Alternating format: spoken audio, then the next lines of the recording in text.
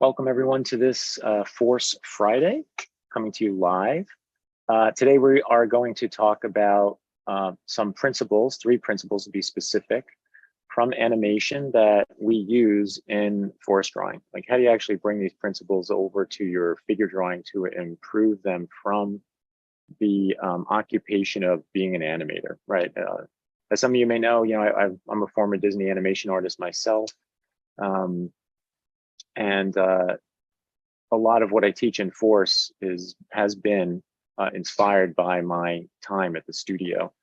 Animators obviously have to think about physics. They have to think about force in order to animate well. And we want to try to share with you, like I said, some of those tools and how can you bring them to your work. So as always, before we get started, let's say hello to the guys. How's it going, Mritunjay? It's going good. I think ready for another stream, I guess. Yes. At the animation stream. Yes, an animation stream. Yeah, I was noticing, I think for those of you that are actually jumping around different streams today, I think Aaron, Blaze was doing animation in Procreate just prior to us today. So now you can jump from over there, come on over here, more on animation. Now you'll have about 2 to 3 hours worth of lessons about animation drawing. So it's good way to end our week. How are you doing, Swinley? Great. Very excited for this stream. I like animation, always has been and still is a major source of inspiration for drawing. So yeah, looking forward to it. Cool. Awesome. All right, so before we get started, on a slightly more somber note, some of you may not be aware of this, most of you probably are at this point, but Kim Jung-gi passed away this past week. So I just wanted to give him him and his family and his skill and his career, really more than anything, a shout out. I have to say, we were just talking about this before we came on. Man, his speed of I don't know, popularity is the right word, or fame, but of his ubiquitousness of getting known in this world were just so fast. And what I really admired, I have to say, about him more than anything was, thank goodness, somebody who's a drawer. In fact, if you look him up on the internet, his title is as cartoonist, right? So, in my world, it's just another guy who's who knows how to draw. That he got this well known, I think the things that were most profound for me about him were, first of all, his ability to draw anything out of his head, like his internal visual Pinterest board, right? His encyclopedia of imagery, I think, is unsurpassed. I've never seen anybody do that before. And he combined that obviously with knowing how to draw. Like, he had an amazing drawing skill. He knew perspective inside and out. I loved his shots where he would like really, it's called like the banana basically in perspective, like a really pushed 2 to 4 point perspective. So pinching at the ends. And the fact that he can go from, drawing people, drawing cars and motorcycles, vehicles, different kinds of plants and trees, different styles of architecture, put that all into these scenes, and very large scenes, as you can see in this image here, right? He would do like performance in a sense, because people would sit there just to watch him, watch him draw these huge murals, right? Basically like line art murals. I think was pretty amazing. I think those are all things that I just love that he did and made the world more, made them understand that this space exists, and respect this space further. So I thought that was awesome. And not only that, but I loved his on location drawings. As we just talked about on location recently. And Kim Jung-gi, he was in France for an exhibit of his at one of the galleries there, and then they posted on his Instagram account these sketches that he had done. And this is literally just days before he passed away, sadly. But I loved these drawings. I was like, damn, look at that Eiffel Tower. Like, look at the way he's using scale to create space. And then look at how warped out he pushed the perspective on the Eiffel Tower itself. And just look at the patience this guy had, right? Like all the detail in the architecture and the construction of the Eiffel Tower. And then just how he played, you know, look at the size of these people that he has like climbing, you know, the sides of the Eiffel Tower. It's, you know, I draw on location, like I love it. I know what it takes to do this, you know, and this takes a lot of skill to be able to do this. And with no underdrawing either, right? He's just drawing.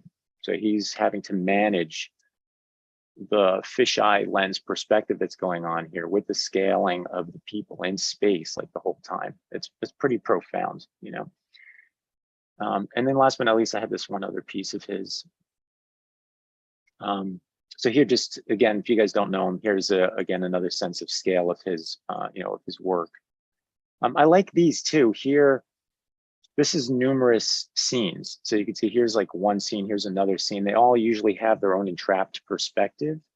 You can see this one, like we're looking down at this table with the people, but he knew how to take all these figures, put them in space, scale them down accurately in perspective, again, with no underdrawing. He's just sitting there with a cup of ink and a brush, basically, right? So again, pretty magnificent. So here's this last picture I have. Again, back to the sketchbook, you know, just amazing. So last but not least, you know, so he just passed away. It was October 3rd. Ironically, he's born on February 7th. My birthday happens to be February 8th. So I was born in 1970, 75. So he was only 47 years old when he passed away. I'm 52. So I don't know, you know, I think it's a big loss. Yeah, I think it's a big loss for the art community to have somebody become that world renowned and represent the cartoonist or, you know, line artist space. So anyway, what I wanted to do is take a moment. I thought we'd take a moment of silence for Kim Jung-gi. So if you bow your heads with me.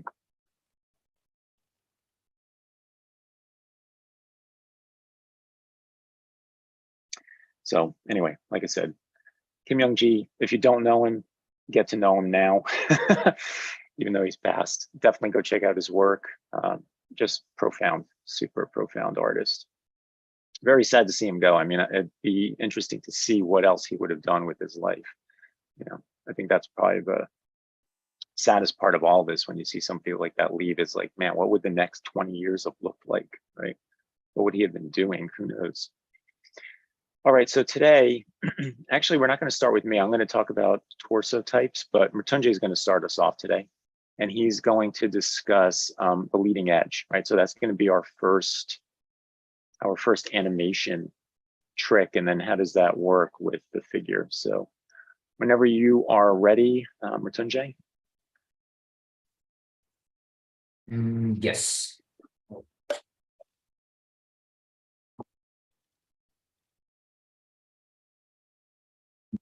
Can you see it? Yes. All right, guys. So thank you, Mike, for giving that tribute. Your yeah, super sad, you know, to see him like go, but yep. So I'm gonna be starting with so we are basically talking about these three animation principles, okay? And animation, like, what do you think? It's not like moving characters, right? It's basically like as defined by the 9 Old Men. It's basically it's about like what characters thinking, okay? Not just like moving it every time, but basically what the character's thinking, like what they're gonna do, right? Basically, animation is mostly about that kind of thing, right? Actor and pencil, right? As defined by Glenn Keane. You know? So while I'm mentioning Glenn Keane right now, I'm gonna take one of his videos, and I'm just pretty sure that you have all seen that legendary scene, right? I'm calling it legendary just because it is, you know, and it is basically the transformation of the beast and the last segment of Beauty and the Beast movie, right? In the old Disney film. So, but before that, right, which principle I'm going to talk about, and that is actually the leading edge. Okay, the leading edge. So let's jump over that. So I'm talking about the leading edge here. Now, what leading edge is? It's in the name, right? The edge that leads. Okay, edge that leads what? Edge that leads the motion. The motion of the figure. Okay, where the figure is going, or it could be anything. It's not just about the figure itself, but it could be anything else. You know, that's basically traveling in a certain direction. Okay, so you can take like a let's say it's gonna be keeping the heads here. Okay, you can basically take like a ghost, okay, for example. And I'm using this example a lot, by the way. Take a ghost, for example, and maybe like, let's say he's traveling that way. So, see, I mean, if he's traveling that way, the edge that's leading the motion of this ghost here is this, right? This edge right here. Now, you know, I'm not talking about the contours, obviously the whole contour is that edge thing in drawing. But the thing is, this part right here, this is where the ghost is actually going to, okay? For example, he goes here and something like this. You know, still, you see that this edge right here is still leading the motion of it. So this is basically, in simple terms, is called the leading edge, okay? The edge that leads the motion of the figure. Now, we usually define it as, like in force terms, you're also defining that as the edge which has the most amount of applied force to it. And that actually came out to be a reason why the figure is moving that way, because now there's a lot of applied force onto it, okay? For you guys out there who are you know, part of the community, you definitely know like what the applied force is, right? So that edge has the most amount of applied force to it, okay? And that's the reason why the figure is going in that particular direction, okay? So I have these couple drawings here, as you can see. I'm just gonna highlight it, and you can already see I actually did the highlight with the orange here, like what the leading edge actually is. This is the part where you want to start the drawing itself. So take all the force, you know, and just like put that into leading edge. Just like I mentioned, it has the most amount of applied force to it. And this is where you start with the figure drawing, okay? You basically want to start with that leading edge. So here the leading edge is the shoulder right here, okay? Now, because he's moving in that direction, that becomes his leading edge. I basically, you know, we all basically also talk about the past, present, and future in this one, which means that the pose that you're looking at right now is obviously the present, okay? And you want to think about the past, okay? Let's say the model is standing, just like upright, okay? Maybe something like this, okay? And then he leads, right? And then he like goes, right? He proceeds with this edge, you know, to fall back in that in this present pose. So see, he's like using this shoulder. So this is the past pose, okay, PST. And then we are thinking about the future pose as well. So where he's gonna lead next into, okay? So let's say I have another color here. Now he's gonna be leading into this segment right here, right? He's gonna be bending more. And again, you see the shoulder is in the main region, right? Where he's gonna go to. So think about the past, present, and future, and which edge is like actually leading motion. You mostly at the most part, you're gonna be looking at the at like one edge, which actually leads the whole thing. Okay. So hopefully you understand it. You know, you can ask any questions if you want, you know, in the chat for sure. So here's the leading edge and the shoulder. Here's also you can see, right? If I just do a little bit of pass into this, and let's say the figure is standing here, and here's the shoulder, right? So this is the present pose that we're looking at in the graphite. And then in future pose, he would be like maybe bending it a little bit more. I know, like at a particular point, there will be a limitation to it. Okay, it's not going to be like forever going. But we can actually think about it, right? Say, oh no, he's just basically going to its like full throttle, right? So there we go. You know, so this edge here, the shoulder right here, his left shoulder, we can call it like a leading edge. Okay. All right, I have a couple more drawings here really quickly. Let's see them. Okay, so here we are. These are very old, by the way, from like 2019 somewhere. So this is the leading edge right here because he's like moving that way. Okay, and here the leading edge is one of these shoulders, right? Leading edge could be many things, you know, and we'll be looking more at it in the video. Okay, so let's jump to it. Okay, so I'm gonna be stop share. All right, so here's a player. I'm just gonna play from this area. This is a grab from the YouTube, by the way, so you can actually see this original pencil test. Okay. There should be an annotation. Yes, there is. So let's see what how it actually starts. Huh? There's like this particular scene which I want to talk about. See right here. From here it started.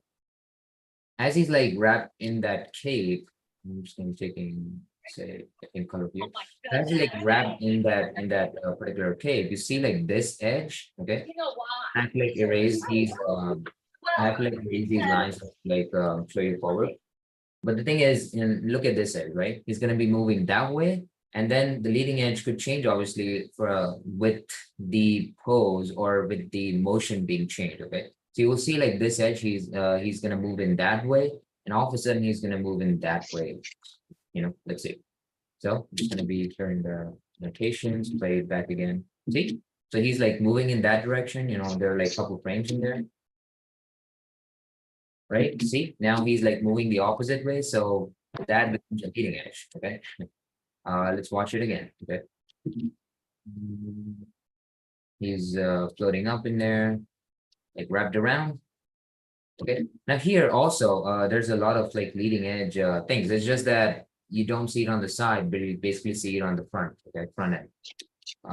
So right here, okay, right here you can see this edge, right? So he's like moving in that way, but he's just like rotating, okay, onto this edge. So it's not going in like a flat direction. It's like coming towards us, but it's still like the leading edge, okay?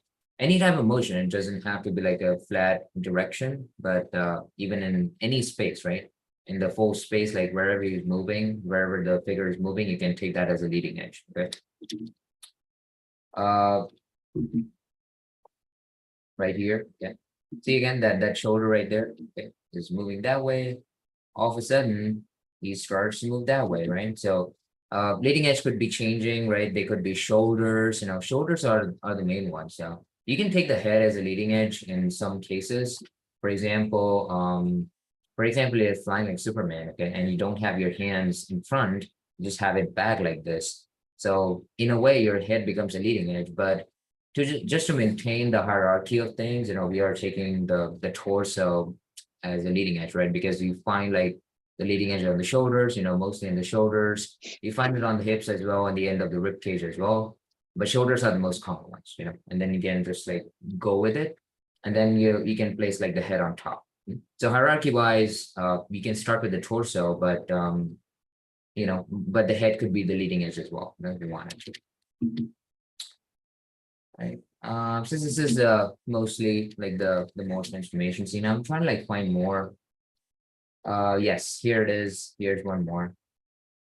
So again, look at this shoulder, for example. Now he's like moving that way. Okay, so you see like there's a full like 360, that he like turned. So one of his like both of his shoulders are like working as a leading edge. Okay, just because he's like turning that way. If you want to watch it in slow motion a little bit, let's say 50% speed. See right there, it's going up, the camera is going up. Now watch these two shoulders right here. This one again, right? This one, and see like this is gonna turn this way, this is gonna go that way. So it's like turning. Let's see. Right, and now like see his head is also the leading edge now because it's like coming towards us. That is like driving the motion, right? Whatever this edge again drives the motion of the whole body. Let's find more. I think that's it, like there are like more definitely for sure, like it's everywhere in the animation, but the thing is like these are the main ones that I wanted to show out of this clip, right? Is there any question? No? I don't think so. I would add one place that I look at as well is when his foot comes down. You could tell that the leading edge is the ball of the foot. Like that's what he's pushing through space with. Yeah, that one.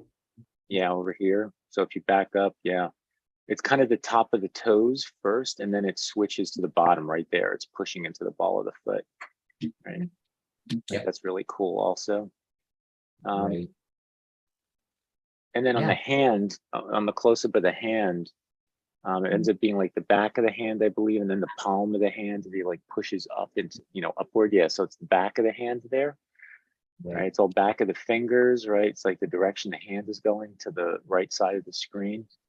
And then all of a sudden he switches that, right, by opening up the palm and then pushing up into the palm, right? So all of a sudden there's also a switch, which is really cool. And it's on the hand, so to your point, it could be anywhere. When we teach this, we start with the torso, and talking about the leading edge there, since that's the primary mass of the body. But it could be a fingertip, could be the leading edge, Yeah. Like imagine someone just jumping off the board, to like deep dive in a pool, right? Yeah, So that's right. will be like the head would be like this, and there's the body, there's the legs, these are the hands, so the fingertips are the leading edge in that case. Yeah, that's right. Yeah. All right. So let's try to use this. So hope it explains to you the leading edge very well. Now I'm just gonna jump to Photoshop really quick. I have some couple of figures in here, and we'll try to use that principle. Try to use that principle into like going for some figure drawings. How to use it. So here are some pictures. All right. So in this one, again, what do you just want to? Where do you want to start with? Again, as I said, I just want to start with leading edge, but how do you find it? Okay. Now it's a good metaphor, that it's a good analogy. You want to ask model, although it's a photograph right now, but we want to ask the model continue the pose for a minute. Okay, so what he's going to be doing, he's going to continue the pose, but some people say that, oh, he might be going here, so this the edge, or some people say, oh, he might be like going back again. So is this the edge, right? So which part should I take? Well, continuing the pose means he's going to bend backwards. If like he's coming forward, then he's coming in a neutral pose, right? Or he's like changing the pose altogether. So, well, in the acting, right, he might be coming here. Okay, let's say this is an animation sequence or something, and he might be coming here. Then in that case, like this would be the leading edge. But while this is still in the photograph, or what you want to do is like push it to the edge where the pose will be continued. Okay. And that actually finally helps us exaggerating the idea as well, but for example, like he's going something like this, but while we exaggerating it, we can say, oh, he's more like this, I like this. So see, I kind of started the leading edge here and just like show off this like abdomen force out of it. So leading edge also helps you exaggerate ideas. So see how many benefits to using leading edges. First of all, the most important thing for us at least is it actually breaks out. It actually makes you helps you break out of this bond of staying within the photograph. Is like, is this a photograph? No, it's not a photograph for you. It's actually a keyframe for you. Okay, when you're thinking about the past, present, and future thing. So, and finally, like it leads to creating dynamic lines, because you're not thinking about a photograph. It's not a still photograph. You're thinking about the animation thing. Okay. Anyway, so we'll start with the leading edge right here. Okay. See again. So I'm just going to be continuing the pose, and I'm using these arrows. You can use these arrows, wherever you want. And he's like pushing back. Okay. Now you can see the force is going into the abdomen. So this is more like an S. Okay. From the back to the abdomen, which Mike is going to be talking about more. And then there we go. So here's the pelvis section. I'm just like putting a really cool center line right here. And there we go, right? So leading edge. This is just like I mentioned, there's like a lot of force into the leading edge, or the most amount of applied force to the leading edge. So you can actually make it pretty dark. That's what I do. It's just like try to show leading edge. I just darken it up a lot. Right. And then finally, let's say we have the hand like this, this hand is coming out. Okay. And then just finally the legs. Okay. See how quickly, just quickly the leading edge helped me create that flow, okay, in the body. I mean, I don't know what I'd be doing without leading edge. Thanks, Mike. That's it. Leading edge, man. See if I can put it into a drink. Yeah, we can be selling it. I don't know. I don't know what I would be doing without leading edge. I have a cup of it every morning before I start drawing. Yeah. What do you think I'm taking as my protein shake? That's all right. A little bit of leading edge powder. Yep. Right. And in a sense, see, like the secondary leading edge, what I can take is like the back of the head, okay? Because the back of the head is leading to there, okay? In a real sense, the back of the head is the leading edge here. Actually kind of tilted around very much. But the thing is, just to like follow the hierarchy, we are just starting out with the torso. This part is the leading edge. All right. I'm just gonna do quickly this one as well. So the leading edge here again, as the model to continue the pose. What do you be saying, right? It's gonna be bending, okay, like more towards that side. So I would say like the leading edge in this is like I would say precisely this shoulder or like that other shoulder right there, or like both the shoulders in a secondary sense. Okay, so because he's basically going that way. I'm just gonna be doing that. This is it's kind of this kind of pose in here. And then the here's with the hand. So my first, again, your first marks, that you're making that should be like now we're not talking about dynamics here, but the first marks that you make is like they should be really good. And leading edge actually helps me to do that a lot. Like really, really fast and like with a lot of energy right there. So kind of there. This is like pushing a lot of weight in there. Like this. I think one thing for all of you to be aware of with leading edge as well is because of this massive force in the body, everything else ends up doing its job because of it. This model's name is Andy. The fact that Andy is pushing his rib cage and upper body towards the back wall, his leg needs to be underneath that part of his rib cage in that way to sustain that weight, and the other leg is closer to us as like a counterbalance to that weight being pushed over that leg. So it's like a conscious effort on the part of the artist to have a sense of what's the hierarchy, what's the priority here. Leading edge gives you a priority, and then to recognize how everything else falls into place because of that, and to really like try to understand that. Yep.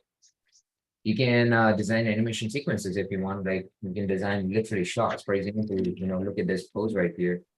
I'm just gonna be doing a really quick one here. So he's like leaning forward like this, and then it's like, oh, there's the hands, and he's literally leaning forward like that. Oops. Wait, what? When I started using that. It'll be a little slower.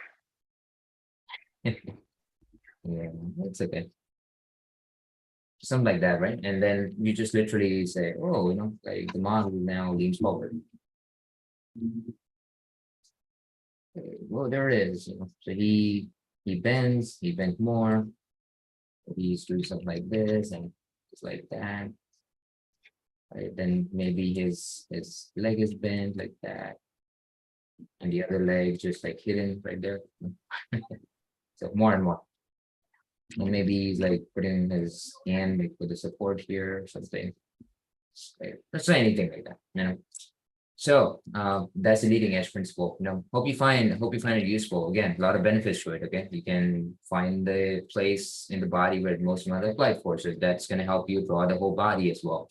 You're breaking out of this just stuck in the photograph kind of thinking. You're basically growing into more and more, and you're basically growing the habit of looking at the photographs as frames and not these still photographs, but not the dead photographs, just like more and more animation. You're bringing in more and more animation sense into your work as well, okay?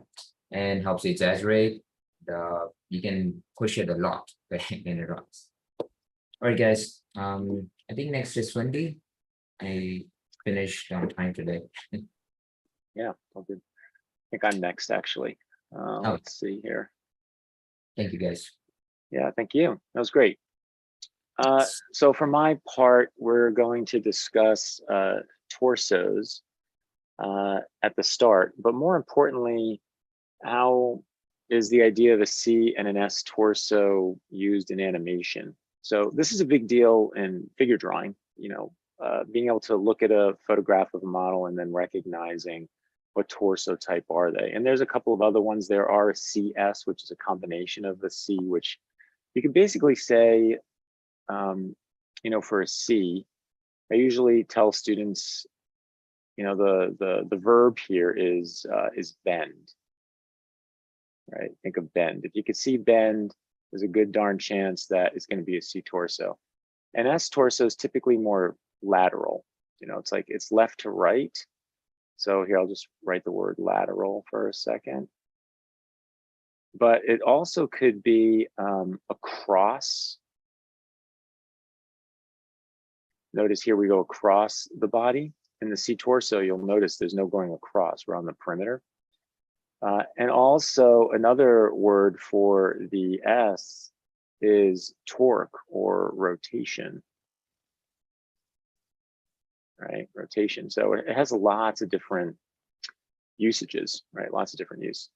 So today we're going to add it in here to describe a different purpose, right? So let me just step you guys through this. The challenge is in animation, and it's funny, I was hoping to find this Glenn Keane video to describe this to you guys today, and I couldn't find it. But in animation, most of the time, at a very simple abstract level, you're taking characters that are bent one way. Like, let's say here's my C torso, right? So let's say that this is the front of somebody's chest, right? Here's their rib cage and their stomach, right, and so on. So they're facing one way. And then I'm going to have them come up into camera, maybe more like this. And here's the C torso going the other way, right? So now their chest is here.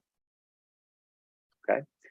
So they go from here, and let's call this drawing 1, and we're going to call this drawing 3, right? Because what we need is we need an in between these two. Because if you think about this in terms of going from step 1 to 3, the drawing is going to pop or snap, because abstractly we're going from this curve to this curve. It's just going to pop over, and we don't want that, right? We want a smooth transition, right? So the way to get this smooth transition is the S. The S suddenly isn't only the tools that I just described. The S is the secret sauce to smoothness, right? Now, before we come back to this, another place that this kind of thing shows up is in something like a flag. So let's just say this is a line of a flag, like here's the pole and the ground is way below, and we're looking at the top of the flag from the clouds down, right? So it might arc like this, and it may arc like this, but in between, we need this. Now, what's happening is an S, this is our S, right? And this is a C, and this is a C. What's happening here is it's really 2 C's, and S is 2 C's. So S equals 2 C's, right? What do I mean by that? Well, if I cut a line through here, this is a C going this way, and this is a C going this way, right? So we have 2 arcs connected, right? So if I make that split, depending on how I do that split, because I could do this split 2 different ways. So let's call this V1. The other version would be the opposite. I would go this way and then this way, right? So you can see it's total mirror image, right? So this is V1, this is V2, all right? I'm going to erase V2 for a moment just so we don't get confused, all right? So we have V1, V2, but here's version 1. In V1, in version 1, you'll notice that in the C, we're curving to the left. So what here is still curving to the left? Well, the top half is, but the bottom half is already connected to the C over here, right? So this is going this way. Let's grab red. And you'll notice over here, this is going this way. So that means if I were to animate this, what we would see happen is we would see the bottom half move over to the third drawing before the top, and then the top would feel as though it's doing this and slowly like slide into that moment, right? That's what we're doing with this S. And that's the trick to fluidity, right? Is just understand from one curve to another curve, you kind of find an in-between by creating two curves, which is an S, it's two C's put together. And then you just decide who's moving to the next pose first. Is it the top or is it the bottom? In this case, it's the bottom, right? If I went the other way, right? Remember the other S was the opposite of this. So it was like this to this. You'll notice here, the top half would have moved first because the bottom half is still stuck in the past. You see, with that other drawing. So bringing that into play here, that's how this works with the torso, right? If I wanted to get a nice smooth transition, and it feels to me like the rib cage should be the first half. I think I want this pose to push from chest forward and then have the pelvis come in. So that means I would need an S torso in here. I would need a torso that does this to this. And in my world, I call this a reverse S. So this torso would be something like this, right? Like so. And then sweep to the back. Probably be a little bit of wrinkling there. And this would go like this. See? So now the top half, let's make this red toned.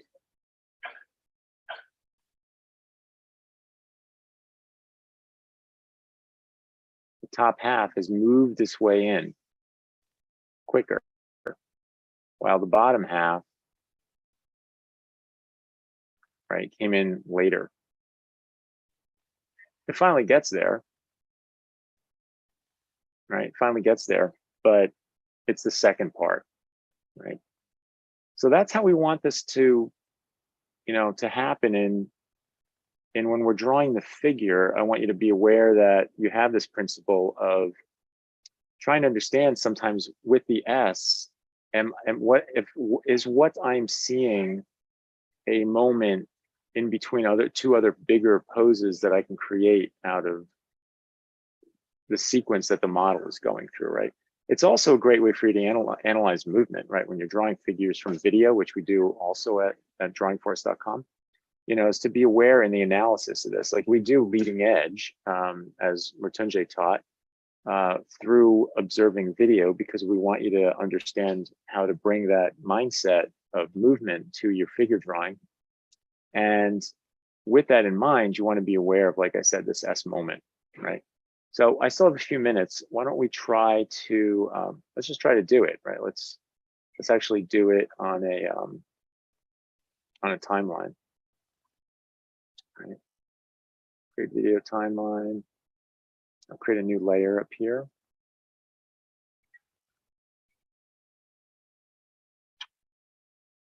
Let's shrink this down.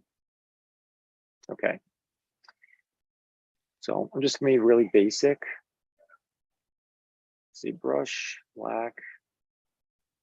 We could pretty much do what I just drew.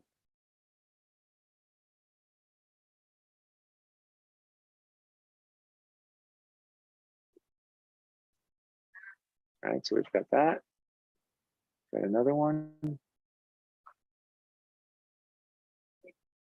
gonna draw that. See, I'm gonna do what I did before. I'll draw the chest like halfway.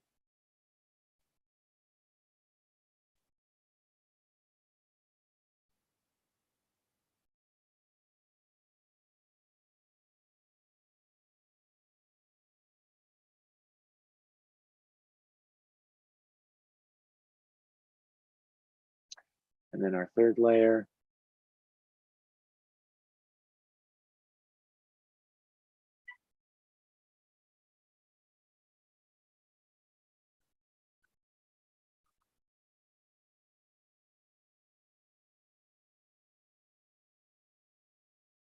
So we've got scale going on too, as you can see, right? So that's going to change over time. All right, and let's branch these guys out here.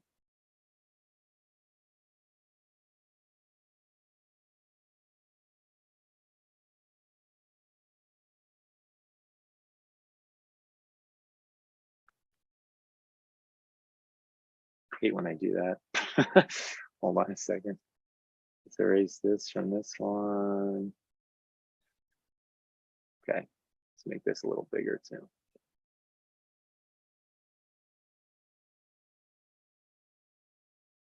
You see what's happening here is now we're not just popping from one to the other. There's a chance here for this center drawing to push its way forward and ease us into this, you see? And you can see how the bottom then finally comes over, right? But the chest does it immediately. See, the chest has that little bit of that pop, but because the bottom's not doing it as well, the popness of it,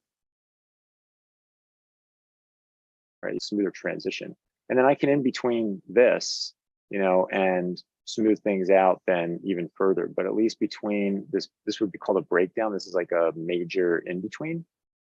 You know, we're going from here through this breakdown to this key. So this is a key, this is a key, right? This is the breakdown.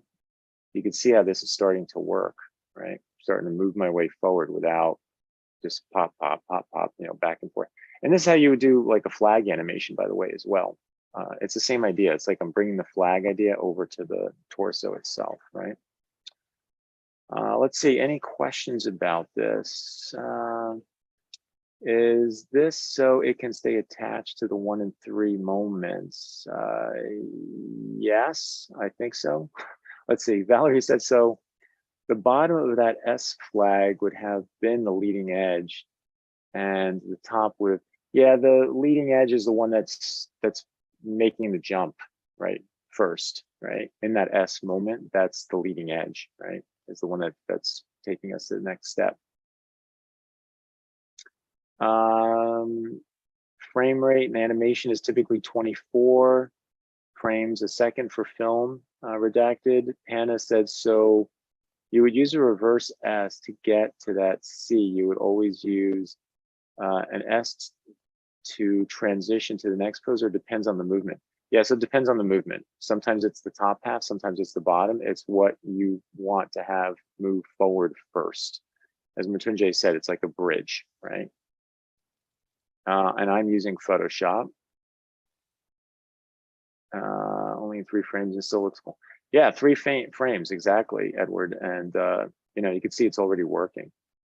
So that's it, you know, and all I did here in Photoshop, by the way, was just go to window and create, I went to timeline and then created a timeline, and then the layers are basically the frames. There's other ways of doing it, by the way.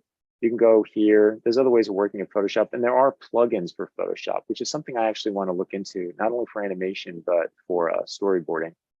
So you see, I can do it as timeline or do it as frame. I'm just accustomed to using this.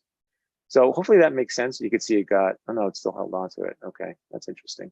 I just wanted you guys to see that this is how it actually works, right? Like there is such a thing as the S in animation, and it's such an amazing tool for transition. So not only is it great for lateral movement, as I described at the beginning, not only is it great for rotation and torque in the body, but it even has this third big component, which is it smooths out transitions from one C torso to another C torso by being, in a sense, the double C torso, right? 2 curves, and how it plays that role in between the two. And the question that we got there that was great in the chat is, yes, that ends up dictating then the leading edge of it, because that's the first part that is moving to the future, right? There's time here. That's kind of the thing that we lose when we're not animating, we're drawing just from photographs of models, is a sense of time. You know, so you're always wanting to think between leading edge and this torso type situation we're describing here is time, right? We're moving somewhere and it takes time to move. And then you have this like still photograph, but we want you to think about that as not still. I want you to think about that as the model moved from a 0 state, just standing, into this pose. And where would this pose want to keep going? If the model push themselves an extra 10%, where does that go, right? And if they were to change out of that, they potentially would go through this S moment to get to another C, to get out of the pose that they're in. Now, if you are in an S moment, by the way, that S moment probably over time will become a C torso, right? And recognizing that that is a potential as well. Okay. All right, that's it for me. I'm going to hand it off to Swenling. Okay, awesome, Mike. Thank Thank you. Let's see. All right, so Mike and Matunde thought about the first two principles, which is the leading edge, and using the S and C transition. And I'm going to talk about the third one, which is squash and stretch. So what is squash and stretch? It's considered to be, in general, one of the most important principles of animation because it gives a sense of weight and flexibility to the objects. And squash and stretch is basically the idea that most organic objects have a level of flexibility and elasticity to their shape, and most because if you take, for example, like a thick tree trunk, not that flexible, right? But if you take a tree branch, that starts having some level of flexibility. So it varies per object, and that's exactly why the principle and the idea of squash and stretch is so important, because it also describes the rigidity or the flexibility of the object. And when it comes to animation, one of the most common examples, of course, that you animators out there probably are familiar with is the bouncing ball. And that is a good, I would say the bouncing ball, as simple as it is, it's not for nothing that is one of the first exercises that you do as an animator, because it basically starts training you in all the principles, including squash and stretch. Like what you can see here on the screen. Let me see, I have a layer. So the biggest example would be look at the bouncing ball here and look at what happens when it makes contact with the floor, with the ground plane, and how much it squashes. Again, it depends on the material. So the amount of squash and stretches happens also says something about the material and the flexibility or rigidity of the material that you're dealing with. So that leads us to number 2, which is an important rule with squash and stretch, and that is that the object's volume remains the same no matter how much it squashes or stretches.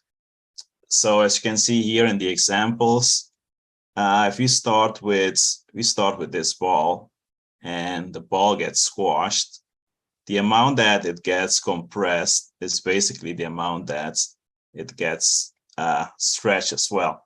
Same here, if we compress it more, that means that it's going to stretch more.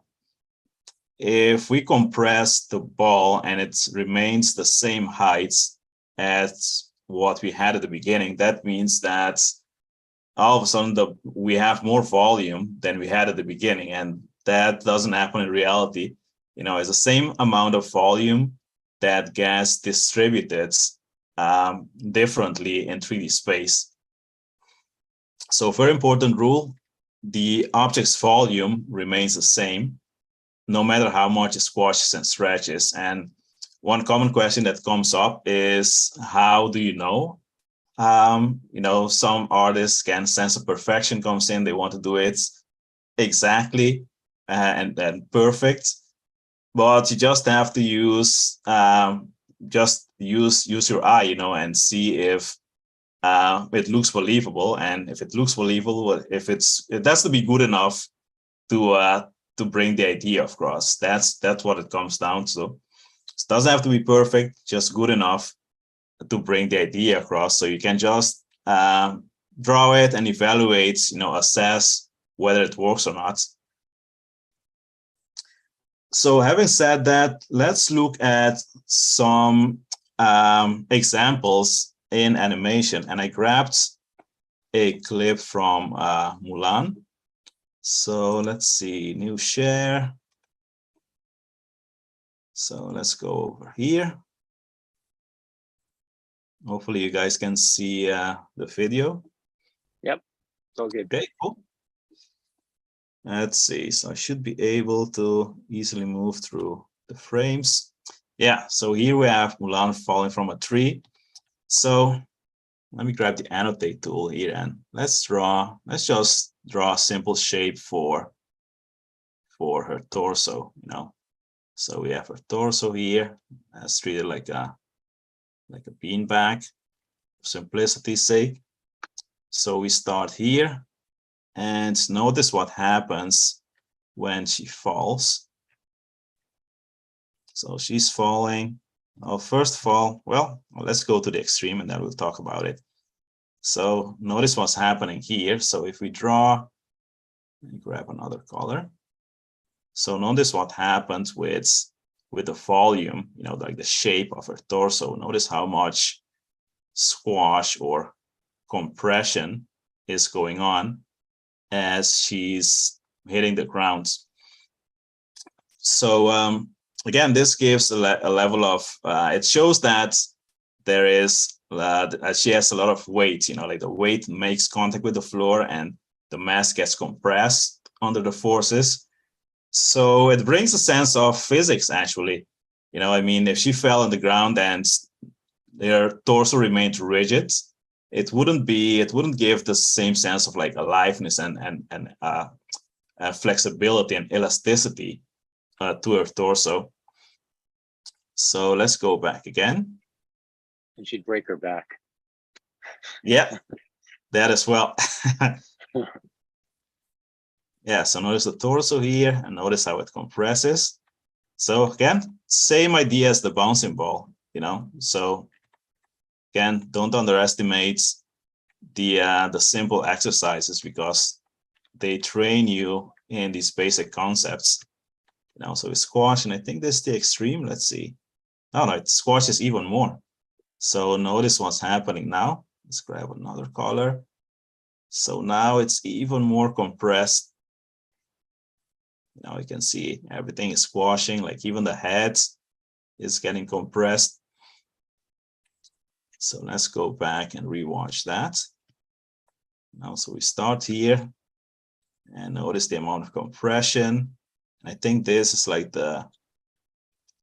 yeah, so after this, it starts stretching again. So notice that shape. Now, so as it compresses, the torso gets shorter, but also wider, you know, and as it stretches back up, the torso gets longer and narrower. So it gives a nice sense of, again, flexibility and like elasticity to the character. Let's see, let's clear these drawings. And let's look at another one. I wrote a couple of timestamps here. Let's see, so let's move forward a little bit.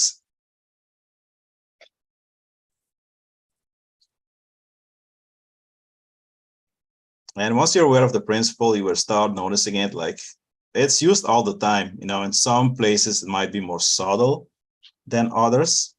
So I just picked the like the timestamps where I thought it was the clearest.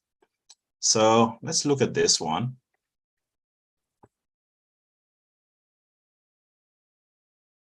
Okay, so usually she starts stretching. Like it's funny that notice how what's happening with even her head. You know, it starts like that's the volume. And notice how even her head is stretching. Again, same idea as the bouncing ball. Now, notice how this is stretching now. So it's getting longer and it's getting narrower. Now, so the volume remains the same.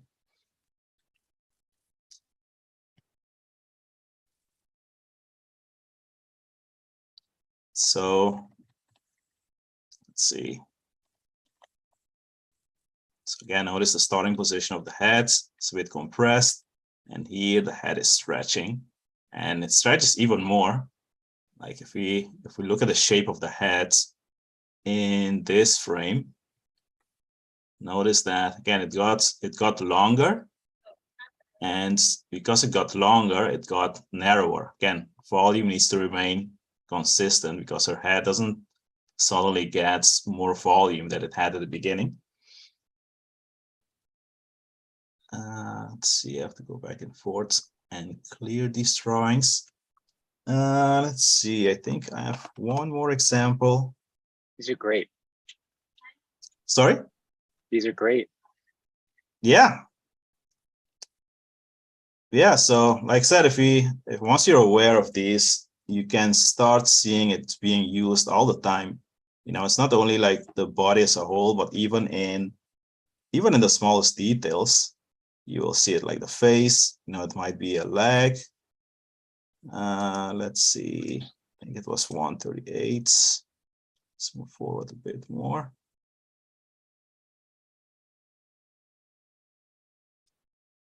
I think it was around here. Let's see. So you can see it again. Notice the how the torso is compressed. So let's draw the shape. This color should do. Also talking about the C torso, you can see this is a C torso. She's bending her back and it's being compressed at the front. And let's see what happens with her torso next as the movement continues. So notice the massive stretch is happening here, right? So all of a sudden we have this very long shape. So notice again, it's getting longer, so it has to get narrower to maintain the a consistent volume. And I think that was the extreme. Yeah, this was pretty much the extreme of the movement. All right, so we have a few minutes left. Let's take a quick look at how that applies to the human figure, actually. So let's clear the annotation and let's go back to Clip Studio. So here we have human figure. At the left, the screen left, you can see I drew the torso, which is working as a C-curve in this case, and I drew the leading edge.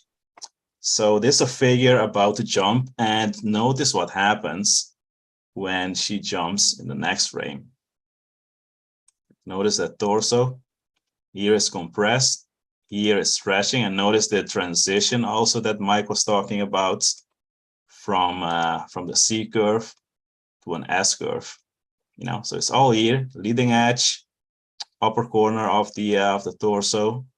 You can see the transition from C to S, and you can see how her torso is squashing, and it's first squash and then it stretches. Of course, not as exaggerated as in animation, but it happens in reality, and the idea comes from reality. And in animation, they just exaggerate it for clarity or sometimes also for humor. Let's look at one other example.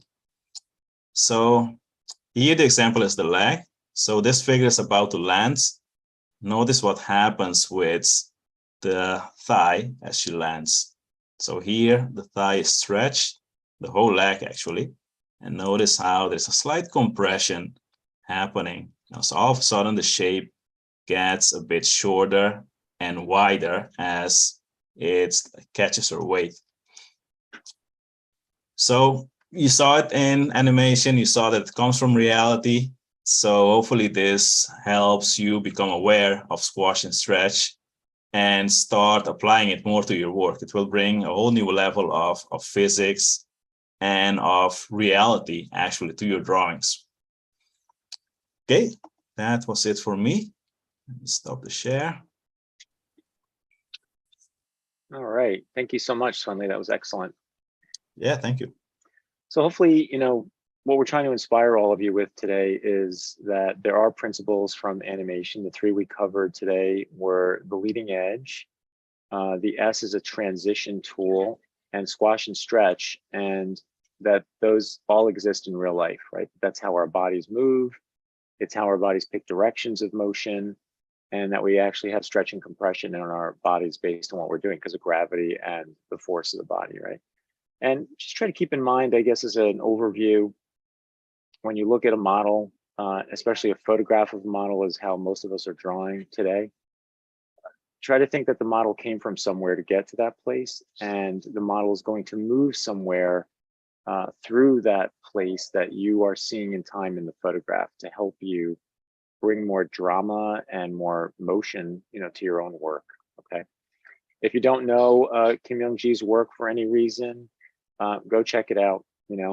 And I think his Instagram account is still live, so I would imagine if you write something there, that'll probably get to his family also. All right, guys, have a great weekend, and we will see you next Friday. Take care. Thanks, guys, again for your awesome segments today. Bye-bye, everybody. See you Bye. guys. Bye-bye. Bye-bye.